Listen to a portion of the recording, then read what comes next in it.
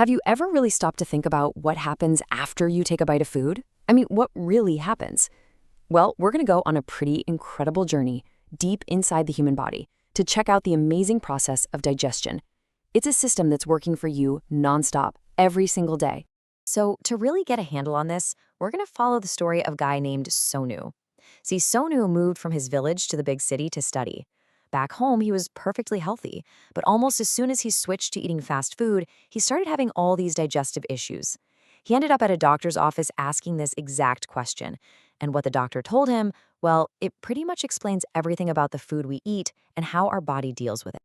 But first, let's just talk about the sheer scale of the job our digestive system has. Over an entire lifetime, the average person eats more than 28,000 kilograms of food. To put that in perspective, that's like eating about 4 adult elephants. Our body has to turn all of that into energy. So how on earth does it manage a job that massive? Okay, so back to Sonu. His new city life meant a new diet, and his body was not happy. Not at all. He had this constant discomfort, burning sensations, constipation, and it was all a direct result of the food he was eating. So his trip to the doctor wasn't just about getting a quick fix, it was a crash course in how his own body works. The doctors started with the basics. And looking at this list, the path seems pretty simple, doesn't it? Food goes in the mouth, down the food pipe, into the stomach, through the intestines, and then out. Easy. But as Sona was about to find out, this simple-looking path is actually an incredibly complex highway of chemical reactions and amazing mechanical processes. So let's start at the very beginning. Actually, let's start before the beginning, because digestion doesn't just kick in when you take that first bite. Nope.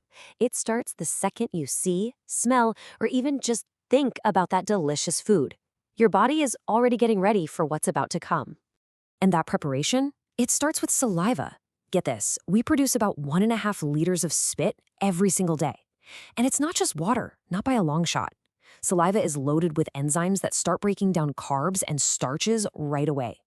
Plus, it's got antibodies that act like your mouth's own little security guards, taking out germs before they can cause trouble. So once you've chewed up your food and it's all mixed with that powerful saliva, it's not really a piece of apple anymore. It's been transformed into a moist, rounded-up lump that actually has a scientific name, the bolus. Think of it as the perfectly prepared package, ready for the next part of its journey. So how does that bolus get from your mouth down to your stomach? It doesn't just drop because of gravity. No way. It's actively squeezed down your food pipe, your esophagus, by this amazing wave-like muscle movement called peristalsis. It's so strong and effective that you could literally eat your food while hanging upside down, and it would still get to your stomach. How cool is that? All right, after its little trip down the esophagus, the bolus arrives at one of the most powerful and critical stops on the whole tour, the stomach. And this thing is not just a simple bag for holding food. It is a muscular, chemical powerhouse that is ready to go to work. Okay, quick anatomy check. A lot of times when we talk about our belly, we're kind of pointing down low at the area in front of our intestines. But your actual stomach, it's way higher up, tucked just below your ribs. It's a small detail, but it's important to know where the real action is happening.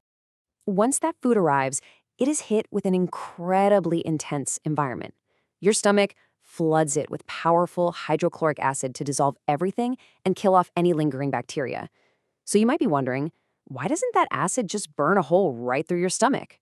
Well, because the stomach has this thick, protective coating of mucus.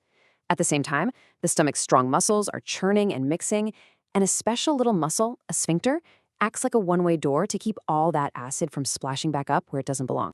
And here's the real kicker when it comes to Sonu's problem. Not all food gets the same treatment. The doctor explained that a whole wheat roti, the kind he ate back in his village, is broken down pretty easily. It's in and out of the stomach in about 2 hours. But that refined flour junk food he was eating, that can just sit there in his stomach, churning away for 4, 5, even 6 hours. You can imagine the strain that puts on your system. After about 3 hours of all that churning and mixing with acid, the food you ate is completely unrecognizable. It's been transformed into this frothy, acidic, soupy liquid. And yep, it gets a new name, chyme. Now, this chyme is ready to be slowly released into the next and maybe the most important part of the digestive system. So, from the stomach, the chyme moves into the small intestine. Now, if the stomach was the breakdown factory, the small intestine is the nutrient superhighway. This is where your body pulls out all the good stuff, all the vitamins, minerals, proteins, and fats that it needs to run. And here is a fact that might just blow your mind.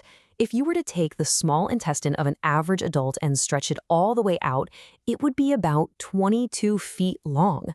That is more than 3 times your own height, all coiled up perfectly inside of you. And there's a very good reason for all that length. See, it's not just about being long. It's about having a huge surface area. The inside of the small intestine isn't smooth at all. It's covered with millions of these tiny, finger-like things called villi. These villi increase the surface area for absorbing nutrients to a size that is, well, it's about half the size of a badminton court. It's right here that all those vital nutrients pass from your food into your bloodstream to get sent all over your body. So after the small intestine has sucked up all the good stuff, what's left over moves into the large intestine. What's left is mostly water, fiber, and some old cells. The large intestine's main job is to absorb most of that water back into the body. The rest gets formed into stool, which is then stored in the rectum until it's, well, time to go. Now, the path we've just followed is the main road, for sure. But there are some incredibly important organs working behind the scenes. Food never actually goes through them, but without their help, digestion just wouldn't happen.